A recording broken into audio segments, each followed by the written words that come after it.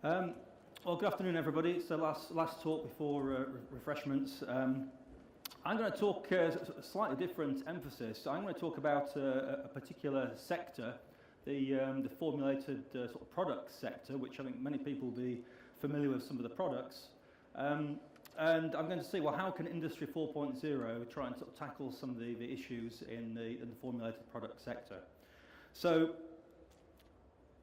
some examples of formulated products, things like food, we've got mayonnaise there, there's pharmaceuticals, personal care products, things like shampoos, hair conditioners, lubricants, oils, we've got coatings and paints, inks, paper, agrochemicals, things like that are all formulated products. So they're all composed of multiple ingredients which are essentially mixed together to produce a product with particular quality attributes. Some of these can be easily measured, some might be sensory, which are more difficult to measure. So with all these multiple ingredients, they can form quite complex microstructures. And this complex microstructure can very much influence how you process them in order to make the products that you want. So the question is, well, what could or can Industry 4.0 concepts, how can that help the formulated products sector move towards much sort of faster innovation, reduce waste, and all the benefits associated with those. A lot of examples of Industry 4.0 we've seen today have all been sort of discrete manufacturing, aerospace, and some from Rolls-Royce, but there's been very little in the chemical sort of process area. So I would say, talk about some of the things which might be barriers that might be holding some of this back, and showing how some of the science and engineering innovations which are going on can help towards those ends. So just to talk outline, talk about the role of formulated products and how we manufacture them, motivation for changing, we'll have seen a lot of that already today. Moving on to smart factories, I want to talk about virtual process engineering, about a virtual process twin. We talk about digital twins, but how does it work in this sort of context? Because that's not necessarily so obvious. And the role of process analytics, or process data analytics, and also business acceptance of some of the things that Jim just talked about in terms of the behavioural changes or the skills required in, say, leadership positions to absorb some of the advances which are being made. And we'll conclude. So this is an example where we've got traditional routes to successful business and the current environment are losing some of their robustness. So in order to outpace the competition, in silico methods, calculations are one of the best routes to try and accelerate right through this innovation change on a global scale. So it's the in silico side of things which we're going to look at. There's an example on the right here. This is for fast-moving consumer products companies. The best companies are innovating sort of 7 months faster than the average. So in that time, that results in 60% higher sales in the first year. So if we're going to innovate new products much faster using Industry 4.0 concepts, then hopefully we're onto a winner. So different formulations, over the years, the number of formulations, for example, which you can make in a day, different potential products, has increased quite dramatically. So starting off at the bottom left, manual formulated products, 2 to 3 per day, moving up the chain, some more standardized approach, still manual. And now we've automated systems. The various companies are using automated robotics to make up these formulations. But we're still talking about, say, 25 different formulations a day. Whereas if you go to in silico, then we can be doing thousands of different potential products every day. So in order to do that, though, we'll have to look at what we need, what information do we need to have this sort of process sort of design, virtual process engineering. So the vision is we want to be able to transform the speed, the accuracy and sustainability of products innovations through this sort of power of simulation and digital approaches. So this can be used to optimize product performance, looking at things at a smaller scale. So when we're developing the new formulations, can we map the digital design space? So we're looking at the properties we desire. Can we work backwards then to work out the formulation that's required? Can we understand the microstructure, which I said was quite complex, which we need then to help in the manufacturing, the processing part of it, and how all those link onto the functionality of the particular product.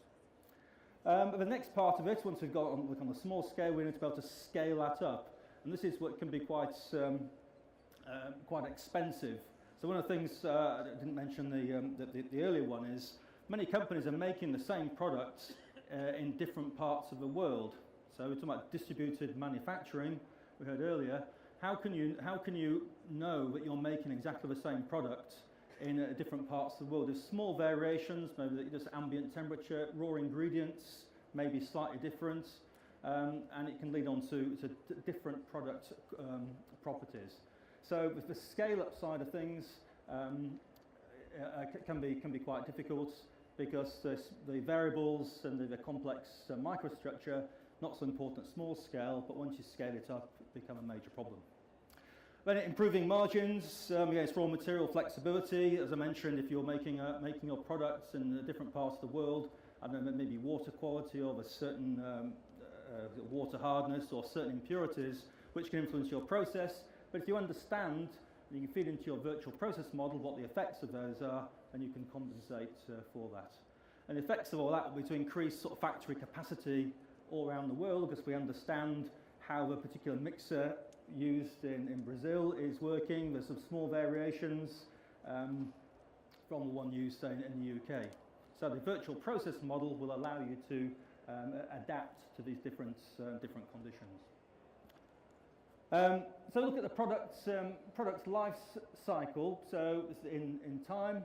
So starting off with designing our new formulation, and again we want to be able to look at the whole design space, optimizing that procedure, and then going to scale up. This may require multiple trials, as say in different parts of the world, because of the slight maybe differences and the variability in the ingredients. And then you want to be able to use that information to manufacture. So virtual process engineering can come into this to shorten this time scale.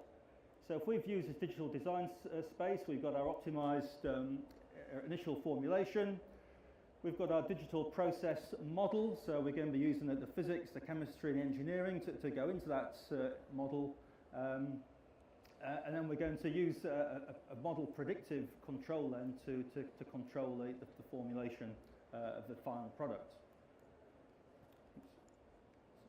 Sorry, I missed one. Yeah. So that's all virtual process engineering. So the current way things have been made, where you've got your raw ingredients, could be up to 10, 20 different ingredients, and mixing them in the right order is quite important. And you end up with a recipe. So if you follow the recipe, the idea is that you'll end up with the product quality which you look for. Now it's interesting, Jeanette mentioned cooking recipes. Here's an example how it didn't always work out. So just following the recipe doesn't necessarily give you what you want. So if anyone likes cooking, you'll have experienced this before. So you pull off your sort of Jamie Oliver cookbook or whatever, and you see the recipe and you see a nice picture of what it is you're trying to make. In this case, it's a standard Victoria sandwich cake. So if you follow the recipe, this is not Jamie Oliver's, but I found this somewhere. Get your ingredients and you follow this recipe, and you're fully expecting to produce something like this. But in reality, what sometimes happens is you end up with something like this. So you followed the recipe exactly in your view, but you don't get the Victoria sandwich cake as you saw in the picture. So the question is, well, how can we avoid that? And by doing the virtual process engineering, we can manufacture the product according to the final product's sort of quality attributes which we're looking for, rather than just follow a recipe and hope that you're going to get something on the left and end up with something on the right. So it's an example of just say following a recipe doesn't necessarily work in this case, and we want to understand more about that variation. So my son was making a cake the other day, and he used the flour he was supposed to use. He didn't use self-raising flour, and then realised that the cake didn't rise. And so just sort of small things like that. He thought he'd followed the recipe, but hadn't used self-raising flour. So how can we link that into our virtual process engineering? So now we can take data quality assurance.